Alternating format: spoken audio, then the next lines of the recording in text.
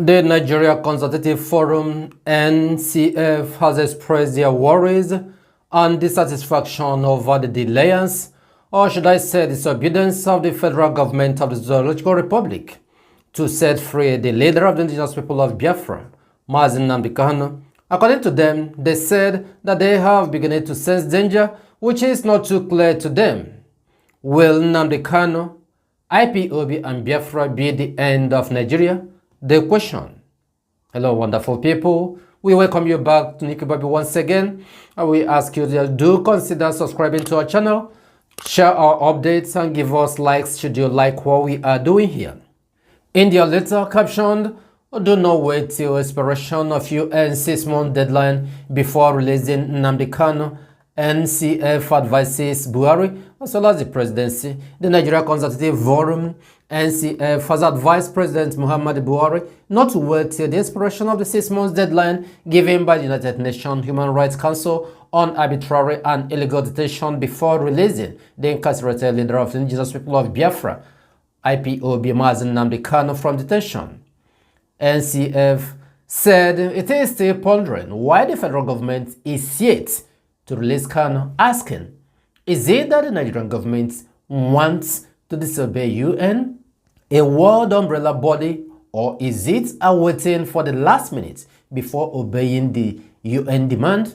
In a press statement issued yesterday in Onitsha via SMS signed by its president, the rights body expressed concern that the federal government of Nigeria is here to adhere strictly to the UN's demand to date.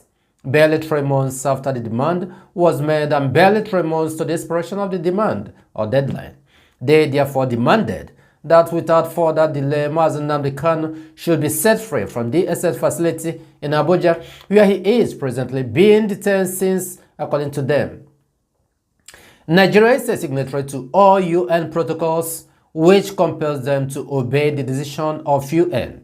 And as such, the federal government should not hesitate in releasing the Biafran leader in compliance with UN decision. This is their point.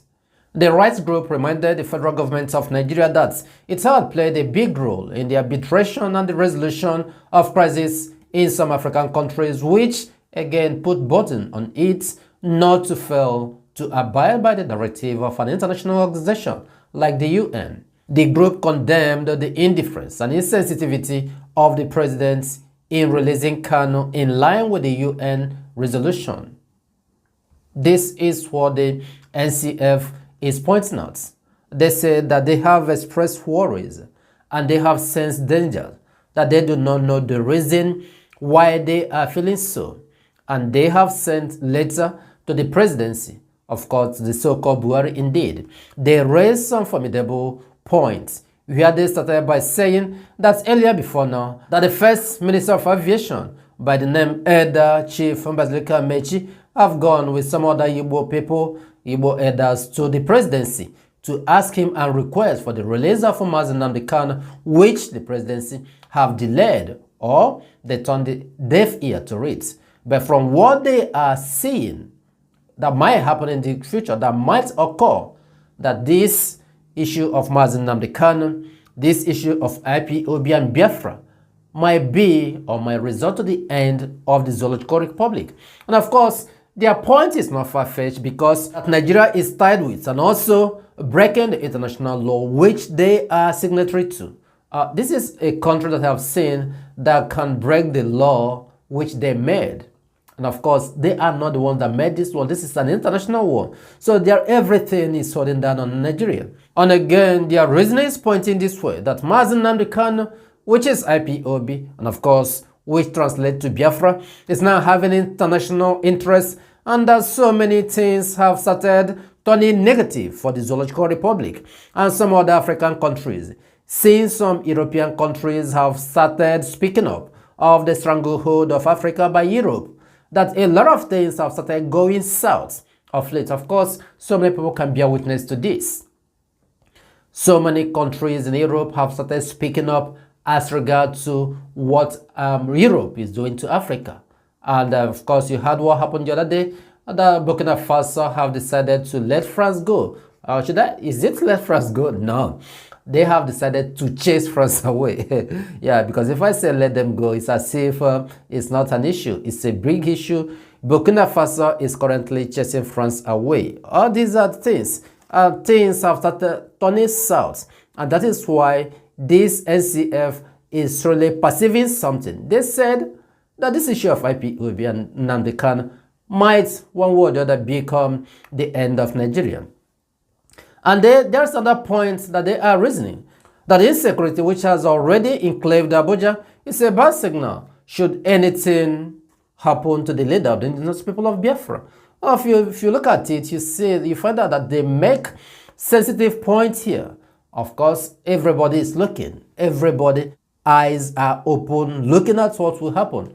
Well, one thing you have to understand here is, from my own concept, that a lot of things are going on, because even the UN that gave their order, it's Britain, not in UN. Of course, you can say that sometimes Britain alone might not influence UN. But anyway, based on what we've come to find out of late, there are some stranglehold from Europe as well as America against Biafra and Africa in general. But that is why we have continued fighting, and Biafra is really fighting more than any other thing you can think of. You can't even imagine it. Biafra is resonating across the globe, and that is what we put you first. You continue working so hard, even though you are not in support of Biafra. There is nothing like as sweet as freedom, and that is what Biafra is bringing to Africa. Africa through Biafra will all be free. That is what we have seen, and that is why we are fighting. And following that, just to bring an advice that Professor Janya has given to parents, to families in Africa. And she has really advised that if Africans are promoting their various languages outside Africa, that by now most African languages would have been a world recognized and spoken language, just like English, French, Spanish, and some other languages you can think of. She said that Africans have to do more, that they have to try and promote their various languages. It will go a long way to help Africa to develop. Well, of course, I quite agree with her. Where will it start? From your own family. Teach your children how to be proud to speak your language. It doesn't matter how the language is. Besides, I think the best languages you can think of is the language that comes from where we belong. It's our own language. These are languages that has meaning. For example, Igbo language has meaning. Everything, almost everything you have or you speak in Igbo language have original meaning. And that is where every other languages in Africa should be promoted. Anywhere you are, do not be afraid or ashamed of speaking your local language, your native language. Besides, it's a language. That is what identifies you as a people. This is what Professor Uju Anya is saying. And at the end of the day, you find out that the gospel of Biafra is being preached from all nooks and crannies, even from those whom you never expected. Professor Janya just sprang up the other day that we started hearing of her because of her comments as Eliza passed away. So the comment generated some controversies, reaction, and that is how we started hearing about her. And she stood her ground and defended herself. And as such, all of us, we are defending her too, because what she said is exactly what's happened. And this is what we are fighting as Biafran. Of course, she is a Biafran, even though that she's a citizen of US. This is things that are going on now, things we should key in and continue developing ourselves. We shouldn't be ashamed of our language. We continue developing it. That is how other languages continue to develop until it gets to the point it is right now. Wonderful people, we thank you for listening. Of course, we say that it is in Biafra land that all of us have our citizenship, not Biafra. It's fully restored. We will not rest. Stay tuned as we continue bringing you more info and updates.